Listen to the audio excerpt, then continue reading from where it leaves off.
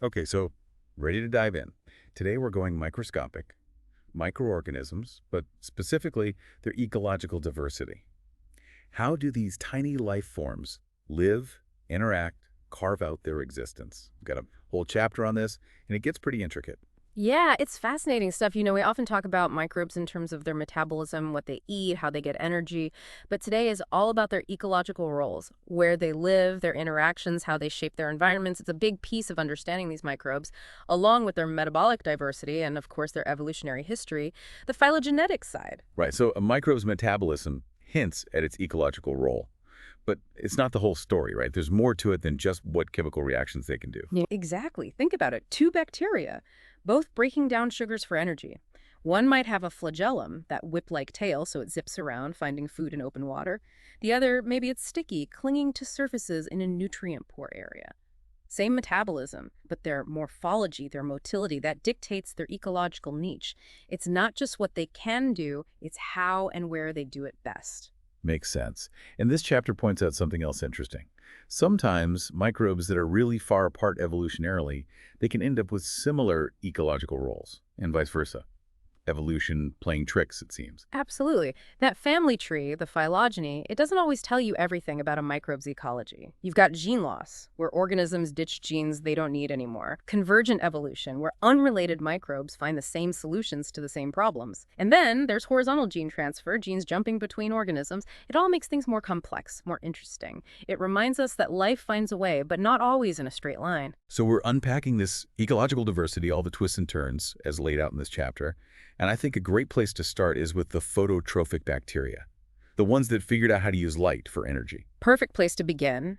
And what's amazing is photosynthesis, it started with bacteria. And the earliest versions, anoxygenic photosynthesis, didn't even make oxygen. No oxygen. So what did they use instead of water? The chapter mentions hydrogen gas, H2, ferrous iron, F2 plus oxida, even hydrogen sulfide, H2S.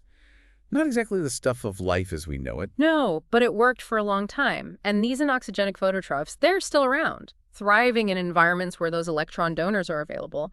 But then along came oxygenic photosynthesis. That was a game changer. Using water, releasing oxygen, that's the cyanobacteria, their invention.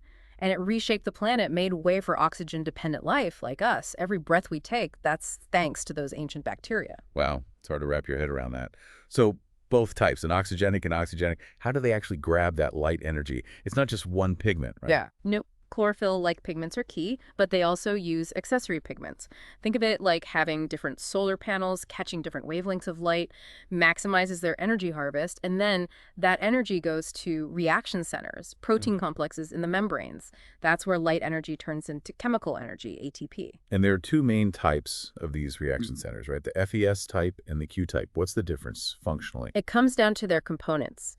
The FES type has iron-sulfur clusters. You find it in photosystem I of oxygenic phototrophs, also in green sulfur bacteria and heliobacteria, the anoxygenic types. Then there's the Q type with quinones. It's in photosystem II of oxygenic phototrophs, and in the anoxygenic purple sulfur and purple non-sulfur bacteria. They handle electrons differently during those light-dependent reactions. And to make it all more efficient, they pack these pigments and reaction centers into internal membranes. More surface area to soak up the light. Exactly. So let's talk about some specific groups. Let's start with the cyanobacteria, the ones that oxygenated the planet. Pretty impressive. They are. And diverse. The chapter talks about all sorts of shapes. Single cells, spheres. Those were in groups like Crococalis and Pluricapsales. Then you've got filaments. Those are Oscillatoriales, Nosticales, and Stigonotales. And diverse pigments, too. They have chlorophyll, A, crucial for oxygenic photosynthesis, and then phycobilins. These give them that bluish-green color often and help them capture light that chlorophyll misses, especially underwater. And it's not just about sunlight to energy. They're big players in nutrient cycles, too. Carbon dioxide, they fix that with the Calvin cycle, just like plants. Exactly. And many of them are nitrogen fixers, too. Taking atmospheric nitrogen N2, converting it to ammonia, something usable. Some have special cells, heterocysts, where nitrogen fixation happens, no oxygen allowed, protects the nitrogenase enzyme. Others separate it in time, fixing nitrogen at night when they're not photosynthesizing. So they make the air we breathe, they're the base of the food web, and they're fertilizing the environment with nitrogen. Multitasking at its finest. Though the chapter does mention a downside, some can produce toxins, cause those harmful algal blooms? Right, it's important to remember that. Their contributions are huge, but under certain conditions, some species can grow too quickly, release toxins. That impacts animals, humans, water quality. Even essential organisms can have downsides. All right, let's move on to the purple sulfur bacteria. They're anoxygenic, so no oxygen production. They use hydrogen sulfide, and they're part of the gamma proteobacteria. What's cool about them is how they deal with the sulfur. They oxidize it from hydrogen sulfide, and they store it as granules, you can actually see them, inside or outside their cells. If the hydrogen sulfide runs out, they can oxidize that stored sulfur further to sulfate. They've got bacterial chlorophyll A or B to catch light, and a Q-type photosystem. And for carbon dioxide fixation, they use the Calvin cycle. And they're picky about where they live, right? They need no oxygen but sunlight and lots of hydrogen sulfide. Muddy lake bottoms, salt marshes, sulfur springs, and they get that purple color from carotenoids. Exactly. Those carotenoids, they do more than just color. They're accessory pigments, expanding the range of light they capture. And they're antioxidants, protecting them from damage. They've carved out a specific niche where light and sulfur meet. Now onto the purple non-sulfur bacteria. A bit of a misnomer, they can handle small amounts of sulfide. But the chapter really highlights their metabolic flexibility. Absolutely. They're alpha proteobacteria and beta proteobacteria, and they're often photoheterotropic, using light for a boost, but mainly getting carbon from organic compounds. And they're not picky, all sorts of compounds work. Their color varies too, different carotenoids at play. So not tied to hydrogen sulfide like their sulfur cousins. They have bacterial chlorophyll A or B, a Q-type photosystem. And the chapter mentions they can even do fermentation or anaerobic respiration. Right, they're adaptable, and a lot of them can fix nitrogen too, adding to their ecological role. The chapter also talks about the photosynthetic gene cluster. All those genes for photosynthesis bunched together, regulated together, and this cluster can even be transferred horizontally, spreading those photosynthetic abilities. It shows how evolution can jumpstart adaptations. Fascinating. Now to another colorful group. What? The green sulfur bacteria. They seem to prefer even more extreme environments. They do. These are anoxygenic phototrophs, part of the chlorobi phylum, and they're strict anaerobes. Oxygen is toxic. They use hydrogen sulfide or even elemental sulfur as electron donors. And their carbon fixation pathway is unique. The reverse citric acid cycle, it runs in reverse, shows how evolution finds different solutions. And their pigments are different too. Bacteria chlorophyll, C, D, or E, those are in chlorosomes, special light harvesting structures. And then bacteria chlorophyll is their FES-type reaction center. Yeah, those chlorosomes are super efficient at capturing light, like concentrated antennas. These bacteria often live deep down, low light, lots of hydrogen sulfide. Their adaptations let them thrive where others wouldn't. And some even form consortia, partnerships with chemororganotrophic bacteria, a real web of interactions down there. Then we have the green non-sulfur bacteria, also called filamentous and oxygenic phototrophs. They belong to the Chloroflexi phylum. And the chapter says they're happiest as photoheterotrophs, using simple organic carbon. That's right. They also have chromosomes with bacterial chlorophyll C, like the green sulfur bacteria. But their reaction center is the Q type, with bacterial chlorophyll A. That mix of features is pretty unusual. And unlike those strict anaerobes, many green non-sulfur bacteria can grow in the dark using aerobic respiration. Gives them more flexibility when light is scarce. We're seeing a whole range of light harvesting strategies here. Now on to the heliobacteria. They seem to have a more limited repertoire. They do. These are anoxygenic phototrophs, part of the firmicutes. They have an FES-type photosystem and a unique bacterial chlorophyll G. They're mainly photoheterotrophs, but picky about their organic compounds. Interestingly, some can switch to chemotrophic growth in the dark, energy from chemicals, not light. So not totally reliant on the sun. Adds to their adaptability. And the chapter introduces two more groups, more recently discovered. The phototrophic acidobacteria and the phototrophic gemmatominodetes. They sound like frontiers of research. They are. The phototrophic acidobacteria, Chlorcidobacterium thermophilum is a good example. They like it hot, thermophilic, and they can tolerate some oxygen. Unusual for anoxygenic phototrophs. They've got chlorosomes with bacterial chlorophyll A and C and FES-type photosystem, but they need organic carbon. They're photoheterotrophs. Light and food in a hot, sometimes oxygen-rich environment. Specific needs, for sure. What about the phototrophic gemmatominodetes? Gemmatimonas phototrophica is the one to know there. They're aerobic facultative photoheterotrophs. So they mainly get energy from aerobic respiration, using oxygen. But they've got the machinery for photophosphorylation too, ATP from light. It's a supplement, a boost when it's sunny, like a hybrid engine. It's incredible all these ways bacteria have evolved to get energy. Now, the chapter shifts gears, looks at ecological diversity based on specific metabolic traits, not just photosynthesis. And a good place to start is the nitrogen fixers, the diazotrophs. Absolutely essential organisms. They take nitrogen gas, N2, and convert it to ammonia, NH3. Plants, other organisms, they need that form of nitrogen. And the enzyme they use, nitrogenase, it's very sensitive to oxygen. So they've come up with all sorts of ways to protect it. And this ability, it's spread all over the bacterial world. The chapter mentions free-living ones like Azotobacter in the soil. Symbiotic ones like Mesorhizobium, they partner with legumes. And even anaerobic ones like Disulfovibrio in environments with no oxygen. Exactly. It's vital, and it's evolved multiple times.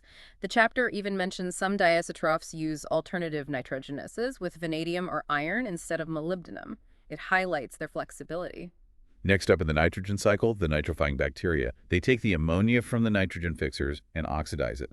First to nitrate, then to nitrate. Right, these are aerobic chemolithotrophs, meaning they get energy from oxidizing inorganic compounds, in this case, ammonia or nitrite. They need oxygen. Nitrous ammonius is a classic example. It does ammonia to nitrate. And Nitrobacter, that does nitrite to nitrate. A lot of them have complex internal membranes, probably for those oxidation reactions, and some, like Nitrospira, can do both steps. Then there are the denitrifiers. They complete the cycle, taking nitrate and reducing it back to gaseous nitrogen forms. Nitric oxide, nitrous oxide, dinitrogen gas. Yes, and there's a lot of variety among them. Metabolically, evolutionarily, they're usually facultative aerobes, can grow with or without oxygen, and they're chemorganotrophs, using organic compounds as electron donors. It's a crucial process, influencing how much nitrogen is available in different places. The chapter then gets into sulfur metabolism. Dissimilative sulfur and sulfate reducers. What's the difference? Both reduce sulfur compounds, but they use different starting materials. Dissimilative sulfate reducers like desulfovibrio, they take sulfate, SO42, and reduce it to hydrogen sulfide, H2S. That's the rotten egg smell. They use hydrogen gas or organic compounds as electron donors. And what's really interesting is this ability is found all over the tree of life, 5 different phyla. Evolved multiple times must be a good strategy. Dissimilative sulfur reducers like disulfuramonas, they reduce elemental sulfur and other oxidized forms to H2S, but not sulfate. And on the flip side, you have the dissimilative sulfur oxidizers. They get their energy from oxidizing those reduced sulfur compounds. Right, they use things like hydrogen sulfide, elemental sulfur, thiosulfate, and usually oxygen is their electron acceptor. They live where those sulfur compounds and oxygen meet, like hydrothermal vents or the boundary between sediment and water. The chapter mentions thiobacillus, acromatium, vegetoa, all with different adaptations, and some can even use nitrate as an electron acceptor if oxygen is low. Now to iron metabolism. Wow. Dissimilative iron reducers. These bacteria use ferric iron, F3 plus Sura, essentially rust, as their electron acceptor, like breathing metal. That's a good way to put it. Geobacter and Shionella are well-studied examples. Geobacter is especially interesting. It can fully oxidize acetate to carbon dioxide, and it uses these pili, like tiny wires, to transfer electrons to iron oxides outside the cell. Shionella is more versatile. It's a facultative aerobe, so it can use oxygen if it's around. And then we have the iron oxidizers. They get their energy from oxidizing ferrous iron, F2 plus Sutter. Yes. Aerobic iron oxidizers like Cetatheobacillus, which we also saw in sulfur oxidation, and Gallionella, which makes those twisted stalks. They tend to like acidic environments. And there's anaerobic iron oxidation, too, done by both chemotrophic and phototrophic bacteria. It shows how interconnected these cycles are. Last but not least in this metabolic section, the methanotrophs and methylotrophs. They have a very specialized diet. Single carbon compound. Exactly. Methylotrophs grow on compounds without carbon bonds, methane, methanol, methylated amines. Methanotrophs are a subset. They specialize in methane. The chapter talks about aerobic methanotrophs like methylamonas and methylacinus. They use methane monoxygenase, an enzyme that needs oxygen to break down methane. There are 2 types based on their carbon assimilation pathways in their internal membranes. And some methanotrophs even form symbioses with eukaryotes, like mussels and tube worms, in methane-rich areas. Those symbioses are really important in those environments. It lets the eukaryotes access the energy in methane. And the chapter mentions that anaerobic methane oxidation happens too, though we're still figuring out the details. And then there are the aerobic facultative methylotrophs, like Hyphomicrobium. They can use other methylated compounds, but not methane itself. So from light to nitrogen, sulfur, iron, even methane. The metabolic diversity is amazing, and it drives so many essential processes on Earth. Now, the chapter looks at bacteria with unique shapes, structures, or lifestyles, starting with the microbial predators. Sounds a bit scary. It's a fascinating part of the microbial world. Bacteria that prey on other bacteria. Bordetella vibrio is a great example. Tiny, very motile, attacks gram-negative bacteria. It gets into the periplasm, the space between the membranes, grows and divides, and bursts the host cell. Like a tiny vampire. And then there's Myxococcus, a social predator. How does that work with bacteria? Myxobacteria are very cooperative. They glide, they communicate with signals. When they find prey, they swarm, secrete enzymes to break it down, everyone eats, and it gets even more interesting. When nutrients are low, they aggregate, form fruiting bodies. Those contain spores called myxospores. It's a complex life cycle, predation, and survival structures. Very unusual for single-celled organisms. Incredible, from lone attackers to organized packs. Next, the Spirocheces. They have a very distinctive shape, right? It's very distinctive. Gram-negative, long, slender, coiled into a helix. And their motility is unique. They have endoflagella, flagella-like structures inside the periplasm, running the length of the cell. When those rotate, the whole cell spins, moves like a corkscrew. They're found in lots of places, water and in animals. Unfortunately, the chapter mentions some famous pathogens are Spirochetes, Treponema pallidum, that causes syphilis, and Borrelia burgdorferi, the Lyme disease agent. Yeah, their shape and motility probably help them move through thick fluids, penetrate tissues, which can be bad news for the host. Now for the budding and prosticata-stalked bacteria. They have unusual ways of reproducing, or those interesting extensions. Budding is asexual reproduction. A new cell grows as a bud from the parent cell, then detaches. Hyphomicrobium, we talked about it before, it buds. Prosticae are extensions of the cytoplasm. They're enclosed by the cell wall, and they increase surface area. Stalks are different. They're not living. They extend from the cell. Caulobacter is the classic example. It attaches to surfaces with its stalk. And it has a life cycle with two forms, a stalked cell and a mode-hull swarmer cell. Then there are these sheathed bacteria. They grow inside a tube-like structure. Must be good protection in tough environments. It is. Bacteria like Spherotelis and Leptothrix, they grow in these sheaths made of polysaccharides or proteins. Protection from predators, toxins, helps them stay put in flowing water. When they want to spread, they release swarmer cells that can move and start new sheaths. Some sheathed bacteria can oxidize iron or manganese, but it's not always for energy. It might be for sheath building or detoxification. And finally, the magnetic microbes. This sounds like science fiction. It does, but it's real. They have magnetosomes inside their cells. Those are little crystals of magnetic minerals, like magnetite or greigite, enclosed in membranes, arranged in chains, like tiny compasses. They use it for magnetotaxis, orienting and moving along magnetic field lines. So what's the advantage of having a built-in compass? Probably helps them find the right oxygen levels. In many aquatic sediments, oxygen is high at the top, low at the bottom. These microbes often like a narrow zone in between. By sensing the magnetic field, they can swim up or down to find that zone. Amazing. Tiny organisms, internal navigation systems. This deep dive has really shown how diverse microbial ecological strategies are. It really has. From light harvesting to those different metabolisms, unique structures, and lifestyles, microbes have evolved to thrive in almost every environment on Earth, no matter how extreme. And all those strategies, they're not just interesting little quirks. They drive the big cycles, the biogeochemical cycles that make life possible. They're the engineers shaping and maintaining our planet. Exactly. So as you go about your day, think about all those microbial interactions happening around you. The air, the soil, the water, all shaped by these diverse communities. It really makes you appreciate the complexity of life. And maybe you'll even be inspired to learn more about some of these microbes or the processes they drive.